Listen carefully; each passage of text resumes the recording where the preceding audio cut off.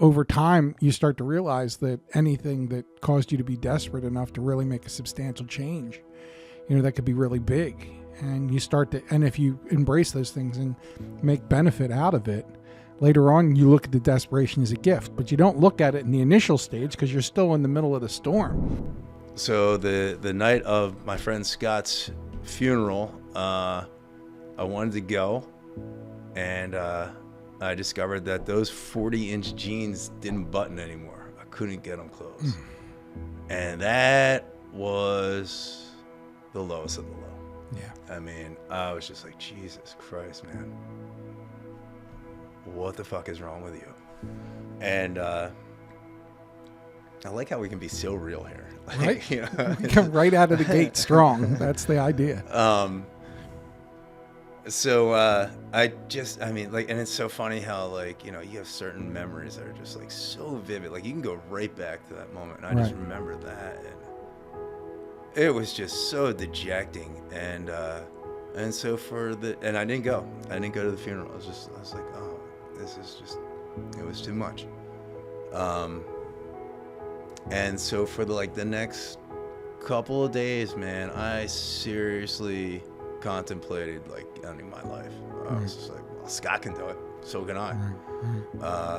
Easy way out for sure. And it got like probably 2 or 3 days where like I was just in a terrible headspace. I went inside, I cleaned all that shit up so my grandmother didn't find it.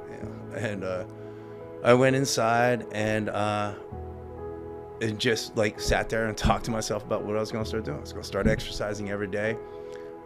I was going to start eating healthy. I didn't know what any of this stuff was, but I knew everything I was doing was wrong. So all I had to do was like opposite of what you were doing. And I literally started the next morning at a flight of stairs at my grandparents' house. I just started going up and down flights of stairs. And it was awful, man. I remember doing like 2 or 3 flights and I'd be like so out of breath. Right. But then the exercise progression was I would add a flight on every week. Right. And then it just evolved from there. Looking back on it now, like all this shame that I still had, like I would never go outside and exercise. Right. God forbid anybody see me doing something positive for myself. Right. And it's funny because, all these years now of having, studied like, of course, all the psychology and everything like that goes along with change, but even the AA program, the 12 steps, like how significant that is if you really want to make a lasting change. And so I really adhered to a lot of that. Skin hangs, man. You lose 88 pounds, dude. In a year? Wow. Yeah. It's definitely different. Now, how did people react to you when they saw you? Like, because now you're out in it, and you're running into people that haven't seen you in a year, and you're 88 pounds later. It's like, super positive. I mean, most of it was super, and the other like tough psychological thing for me, and I still have this, is I don't really do great with compliments. Right. And so, and then all of a sudden, you're somebody who never got them, and now everybody's just, oh my God, you look great, this and that. Right. And I kind of felt ashamed. I was just like, and they're also acknowledging at the same time that you used to be heavy, right? Right. You know what I mean? Which has its own sting, even though it's the past. Right. Yeah. Mm-hmm. Yeah. And even to this day, you're just like, geez, how old was I? 23 years old. Now I really feel out of shape. And it was incredible. It was a great experience, right? But my whole goal at that time was I wanted to be a strength and conditioning coach. Right. And now, why specifically a strength and conditioning coach? Well, that's what I was into. Yeah. Okay. That was it. I was into strength and conditioning.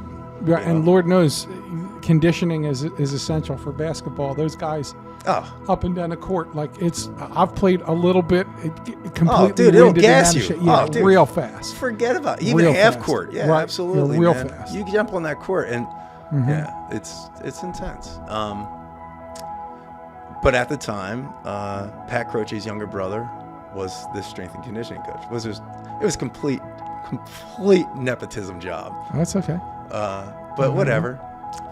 But I'll be friends with him too. Yeah, I'm saying. So it's funny though, because he ended up getting fired because he was stealing from the players lockers at the kidding practice me. facility. No, not at all. No, this is all documented stuff. I'm not speaking out of school here. It was terrible, you know. What's your greatest fear and how do you manage it? Oh man, yeah, let's hit on that. Woo! I got some good questions, don't I? I'm That is a always good ready one. for you, bro. You know, it's funny. I think so going back to talking about like after I dropped my son off at school a couple weeks ago, Right. everything preceding that weekend was really just it was just a big downer for me. I was just like, man, I'm losing my guy. Like Right. I think I have a great relationship with my son, with both my kids, but you know, my son's my last one. That's it. Right. I'm still a dad, but I'm not dad anymore. Like Yeah. You're not day to day. it's not an dad. everyday Yes, thing. Yeah. yes, And I really relished that role. I really did. I love being dad. I love Right. being needed. I loved the need to be needed. yeah. Mhm. You know, I would do anything, right? As most Right. parents, you know, Right. do anything for your kids. Well, not most parents, well, unfortunately, but you know what I mean. Like it's What did I What we learn talk- from what we the talked about from horrible your- childhood I had Yeah, was your how to father. be Right, a right. decent person, right? Right, All you gotta do right. is love, Right. like really Mhm. at the basis of it. But anyway, some people are ill-equipped for that, frankly. Right. That's perfect. good question. That's Perfect, man. Thanks, brother. My man. There we go. That's what's up. There we go. Let me get it proper. There we go.